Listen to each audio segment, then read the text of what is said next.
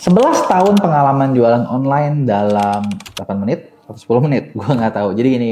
Suka ada yang nanya, lu emang jualan online gimana sih ceritanya gitu kan? Nah, kali ini gue mau bikin satu konten yang memang ceritain ya pengalaman gue kayak gimana sih gitu kan. Kalau waktu awal dulu gue jualan online tuh mulai tahun 2012-an. Jadi waktu itu gue lagi jadi sales distributor produk suplemen gitu kan. Dan waktu itu gue ngeliat kayak, bentar, dulu tuh kalau jualan tuh kan langsung nawarin ke konsumen ya. Direct selling tuh kan langsung ke konsumen gitu kan. Dan kayak capek juga gitu. Lo pengen nggak sih kayak tiap hari harus keluar gitu kan, nawarin satu-satu gitu kan. Gue dulu ngejamanin kayak kalau jualan tuh harus bikin daftar nama, siapa yang lo bisa tawarin, jadi di list kira-kira yang potensial siapa, karena produk yang gue jual itu kalau suplemen banyaknya lari ke orang tua, berarti gue carilah kenal orang tua, tawarin satu-satu. Dan setelah itu kayak, aduh kayaknya gue capek deh kalau gini terus. Nah, gue mencoba ngulik gitu ya, ngulik tentang jualan kalau pakai online gimana nih gitu kan. Dan di masa itu yang ada tuh cuman kayak lewat, orang tuh masih ini ya, Twitter udah ada, Facebook udah ada, tapi kayak jualan Facebook lebih susah. Lewat Twitter gue nggak terlalu ngerti, dan salah satu hal yang gue kepikiran adalah gue manfaatin yang namanya Om Google. Karena gini, kepikiran gini, gue pikir kayak waktu itu ya semua orang tuh kalau lewat Google, benar nggak? Dan kalau lo bisa muncul ya udah it's good gitu kan. Nah, tapi kan lewat Google doang nggak bisa gitu kan. Kenapa? Karena itu ya pasti kan orang harus ada ngechat, harus telepon segala macam kanal. Itu gue gabungin antara BlackBerry Messenger dengan Google. Jadi kalau cara jualan di BBM dulu simpel banget. Yang gue temukan adalah karena produk yang gue jual produk solusi, jadi yang kita jual adalah testimoni hasil dari produk yang dipakai seperti apa. Kalau BBM dulu mainnya lewat recently update. Kalau lo inget, jadi update status, hapus titik, hilang titik, hapus titik, buang titik gitu. Pakai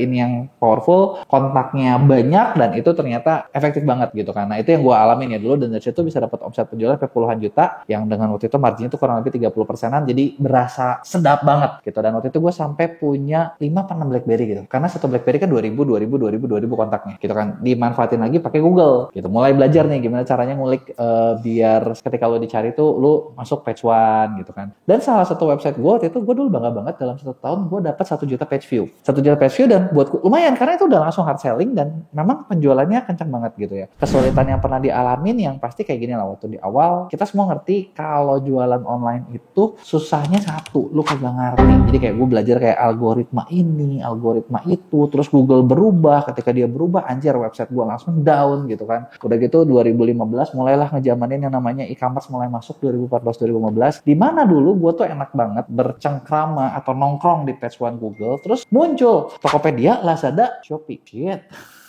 Dimana SEO-nya mereka kuat banget, jadi gue nggak mungkin muncul. Dan disitulah gue kayak harus, gue harus pindah, gue harus belajar ke sini, gue cobain, kok di sini perang harga, kok di sini kayak gini, ya sial juga gitu kan, gitu. Terus pernah gak sih sampai hampir bangkrut ketika lagi jualan online? Oh pernah. Bahkan gini, ketika gue main di e-commerce pertama, ya dibilangin modal, untung dari yang dulu lumayan lah ya, tapi dibilangin modal nggak punya banyak gimana, gitu kan. Buffer stok gue paling cuma di angka 100-200 jutaan buffer stoknya waktu itu. Yang namanya jualan di e-commerce, kalian pasti ngalamin kirim hari ini, nunggu konsumen nyampe, dibayarnya seminggu, 2 minggu. Nah, sebelumnya ketika gua main di Google atau BBM, orang bayar duluan, gua nggak nalangin. Duitnya kan lebih enak yang pertama dong. Begitu dikasih e-commerce, duitnya stres gitu kan. Stresnya kenapa? Bentar, gua butuh nyetok barang baru, tapi duitnya nggak ada. Duitnya nggak ada. Ini gua sampai mikir, aduh bentar ya, perasaan di penghasilan marketplace gua gede loh, gitu kan. Kenapa duit gua nggak ada gitu? Sampai kayak mau beli apa-apa aja bentar mikir nih. Untungnya ada, tapi bentar mikir nih gitu kan. Dan akhirnya waktu itu dihitung-hitung kita baru sadar, oh iya ternyata kalau jualan di e-commerce duitnya adanya di JNT karena uang kita lagi di pengiriman.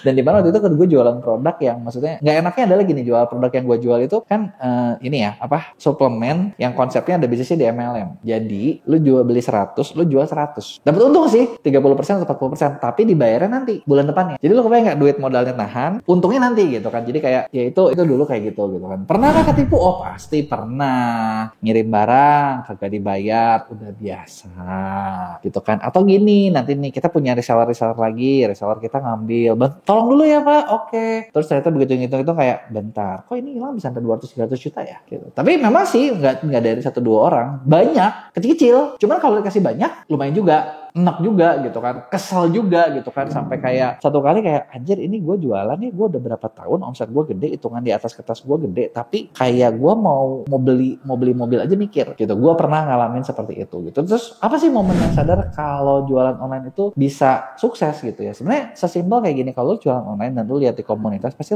bakal ngerasa ngelihat kayak, kok ada ya orang-orang lain yang jualannya itu bisa lebih gede gitu, kok bisa ya gitu kan. Atau ketika lu belajar, lu lihat lagi, kok ada ya orang-orang yang bisnisnya bisa gede banget banget gitu kan. Jadi ya sebenarnya itu tuh di situ tuh gue kayak ngeliat orang lain, oh kok bisa kayak gini ya, oh kok bisa kayak gitu ya. Dan momen yang paling bikin sadar itu adalah ketika pas lagi mau COVID. Di situ gue sadar, gila, kalau gue selama ini dari 2013 gue nggak niti karir nih, gue nggak belajar nih, mati gue. Kenapa? Karena gue lihat teman-teman gue kayak yang baru sekarang tuh baru mulai sadar mau melek ke online, dan mereka ini gimana ya, kok gini ya, kok gitu ya, kok zamannya berubah banget ya, kok gini banget ya, kok gitu banget ya. Dan sementara ketika gue udah mulai duluan, gue udah tau duluan, gue udah punya banyak hubungan baik dengan banyak platform, dan itu bikin semuanya gampang gitu. Terus apa sih yang wajib kalian tahu kalau kalian bisa survive jualan gitu? Nah sebenarnya gini, kalau yang orang wajib kalian tahu adalah gini sebenarnya. Jualan itu simple, mirip sama jualan offline. Strategi yang ada itu sama persis sebenarnya cara-cara mainnya, cuman eksekusinya aja yang kadang lebih rumit. Kalau jualan offline kita bisa sesimpel yang penting adalah punya lokasi, udah gitu lu barangnya ada gitu kan, kelihatan punya barang banyak. Kalau jualan online yang penting adalah lu